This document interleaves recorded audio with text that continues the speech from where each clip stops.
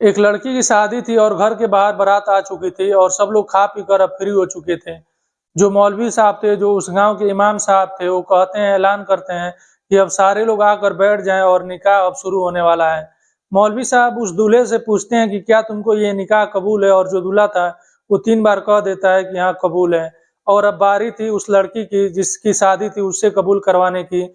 और फिर जो मौलवी साहब थे, उस लड़की के पिता से कहते हैं कि अगर इजाज़त हो तो घर के अंदर चलते हैं और उस लड़की से भी कबूल करवा लेते हैं। तो पिता कहते हैं कि आप थोड़ा-सा समय दें, वो घर के अंदर का जायज़ा लेकर, स्थिति देखकर आते हैं और फिर आपको लेकर चलेंगे।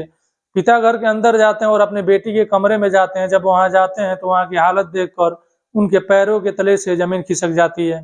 क्योंकि जिसके लिए दरवाजे पर इतने लोग आए हुए थे, इतने मेहमान आए हुए थे और दरवाजे पर बारात भी पहुँच चुकी थी और जिसका कुछ ही समय में विदाई होने वाला था, वो लड़की अभी तक तैयार ही नहीं हुई थी और वो जिस लिबास में 2-4 दिन पहले से थी, उसी लिबास में अभी भी मौजूद थी।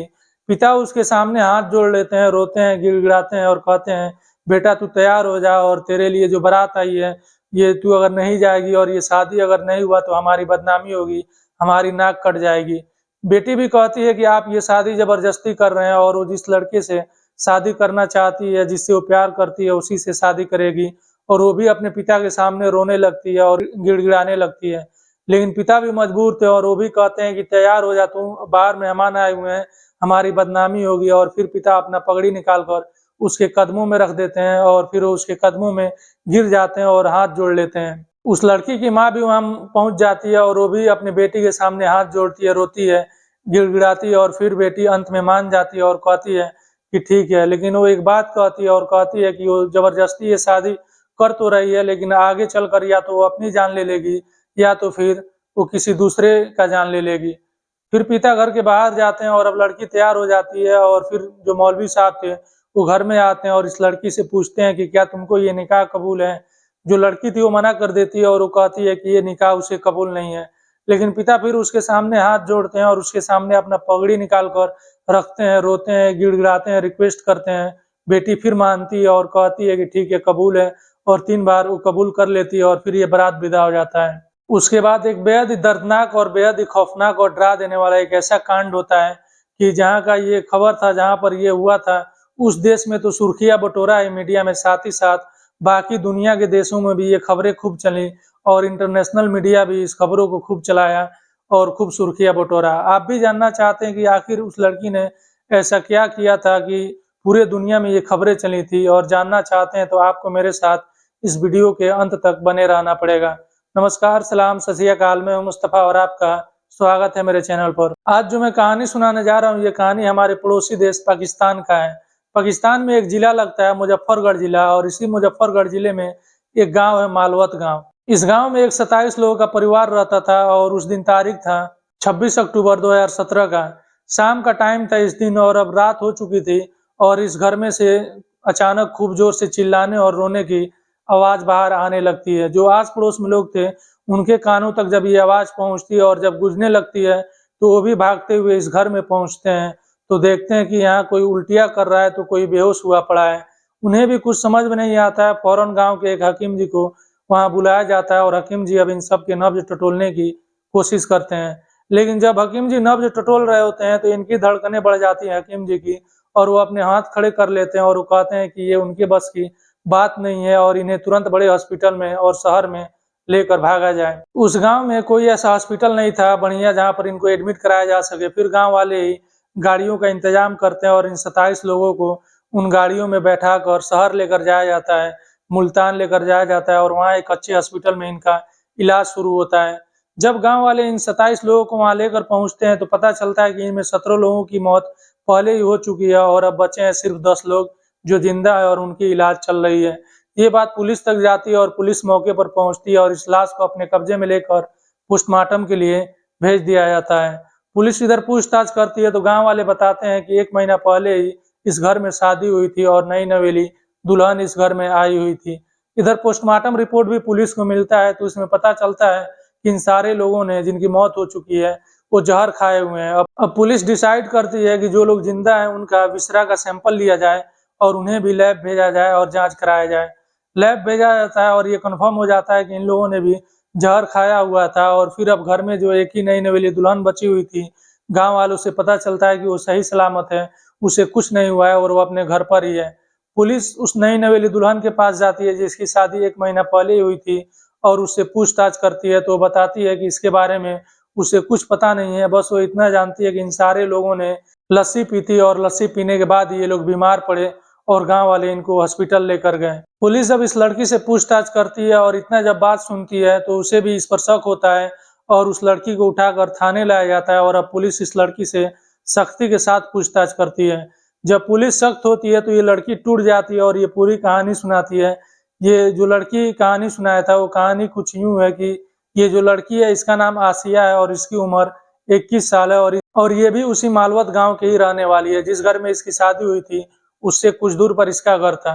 इसके घर पर जब आसिया की शादी की बात चल रही थी तो अपने पिता से कहती है कि आप उसके लिए लड़का न तलाशें और वो एक लड़का को जानती है जिससे वो प्यार करती है और उसका नाम शाहिद लसारी है और वो भी उसी गाँव का ही रहने वाला है, तो आप उससे उसकी शादी करा दें। लेकिन पिता मना कर देते हैं और कहते हैं कि तुम्हारी शादी जहाँ परिवार वाले चाहेंगे और जहाँ हम चाहेंगे वहाँ होगा।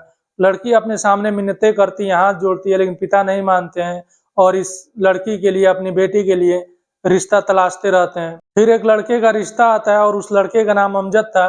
जो लड़की वाले थे वो भी लड़के को देखते हैं और लड़का पसंद कर लेते हैं और लड़के वाले भी लड़की को देखते हैं और लड़की को पसंद कर लेते हैं और ये रिश्ता उसी मालवत गाँव का ही था जहाँ पर ये लड़की का घर था, जहाँ पर आसिया का घर था। अब डेट फिक्स होता है और दिन रखा जाता है और दोनों घर में अब बाजार करना, मार्केट करना शुरू हो जाते हैं और शादियों की तैयारियां जोरों शोर से चलने लगती हैं। शादी का वो दिन आ जाता है और फिर जिस दिन शादी होना था उस दिन दरवाजे पर बारात आ जाती है और अब सब लोग खाना पीना खाकर फ्री हो चुके थे और मौलवी साहब ने भी ऐलान कर दिया था कि अब आप लोग आकर बैठ जाएं और अब निकाह शुरू होने वाला है। मौलवी साहब जिस लड़के की शादी थी, जिस अमजद मियाँ की शादी थी, उससे पूछते हैं कि क्या तुमको ये निकाह कबूल है? वो लड़का कहता है 3 बार कि हाँ उसे कबूल है और अब बारी थी आसिया से पूछने की कि क्या उसे निकाह कबूल है कि नहीं है।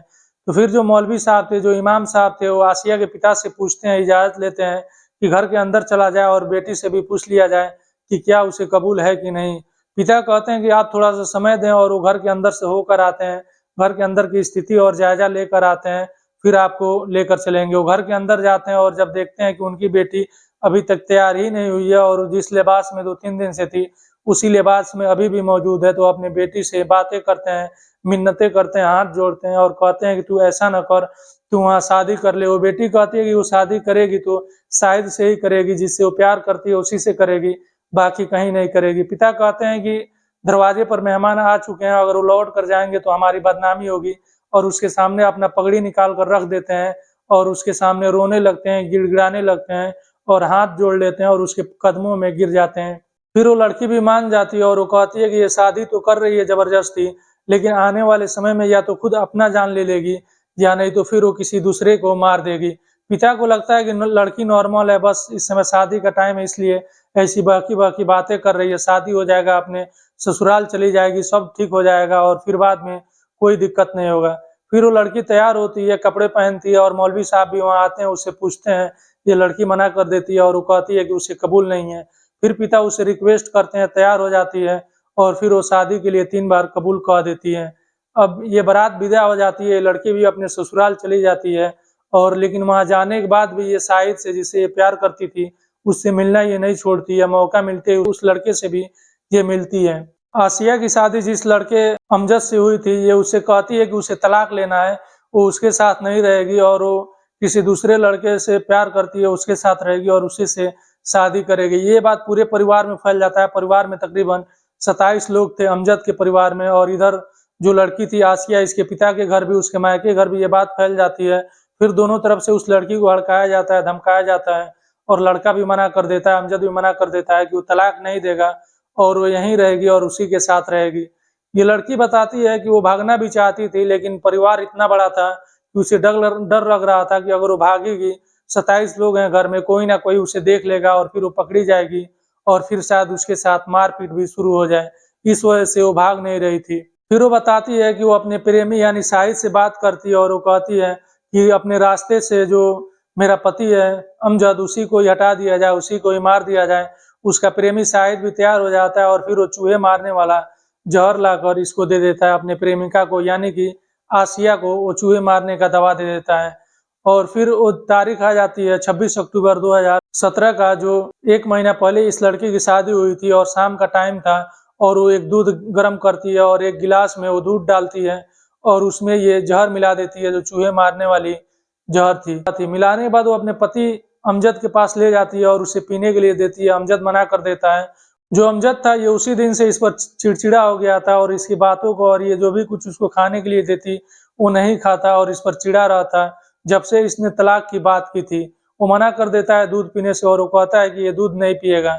उसे भी समझ में नहीं आता है कि ये क्या करे, आसिया को भी।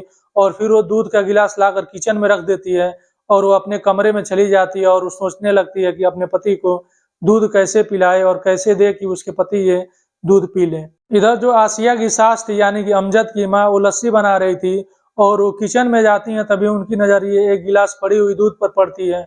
वो दूध उठाती हैं और लाकर उस लस्सी में डाल देती हैं और उस लस्सी में दूध को भी मिलाकर अब ट्रे में और ग्लास में रखकर इन लस्सी को 27 लोगों के सामने लेकर जाया जाता है।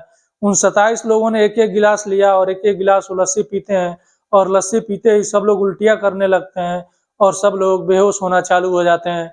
आसिया अपने कमरे में थी और जब वो कमरे से बाहर आती है तो ये देखकर उसे भी कुछ समझ में नहीं आता है और वो भी परेशान हो जाती है कि आखिर हो कैसे गया। और ये वो तो नहीं चाहती थी कि इतने लोगों की मौत हो। वो सोचती है कि उसे तो सिर्फ अपने पति को ही मारना था, लेकिन इतने सारे लोग मर गए उसकी एक गलती की वजह से। फिर वो रोने लगती है और चिल्लाने लगती है और आस पड़ोस के लोग इस घर के अंदर आते हैं और फिर हकीम जी को बुलाया जाता है और हकीम जी ने मना कर दिया तो इन्हें हॉस्पिटल लेकर जाया गया। और जब पुलिस इस मामले में तफ्तीश की तो ये पूरी कहानी खुलकर सामने आ गई। पुलिस ने बाद में जो शाहिद लसारी था, जो इस लड़की का प्रेमी था आसिया का, उसे भी गिरफ्तार करती है और इन्हें जेल में बंद कर देती है। इस लड़की से जब मीडिया वाले बात किए तो ये बताती है कि उसे इस चीज का अफसोस है। वो बताती है कि उसे सिर्फ अपने पति को मारना था, इतने सारे लोगों को, इतने बड़े परिवार के लोगों को नहीं मारना था और एक गलती की वजह से 17 लोगों की जान उसकी वजह से चली गई। वो ये सोचकर अभी भी वो रोती है और उसे भी समझ में नहीं आता है कि ये कैसे हो गया और इतनी बड़ी गलती उसने कैसे कर दिया। उसे तो सिर्फ अपने पति को मारना था, लेकिन अब तो हो चुका था और ये दोनों इस समय जेल में और इनकी जिंदगी अब शायद पूरी जेल में ही कटने वाली है। दोस्तों, ऐसे कहानियां सुनाने का हमारा मकसद आपको परेशान और आपको ठेस पहुंचाना नहीं है, बल्कि आपको सचेत करना है और आपको सावधान करना है। ये थी आज की कहानी। आपको कैसी लगी कमेंट बॉक्स में जरूर बताइएगा और आपसे रिक्वेस्ट है कि आप मेरे वीडियो को लाइक कर लीजिए, शेयर कर लीजिए और चैनल को सब्सक्राइब जरूर कीजिएगा।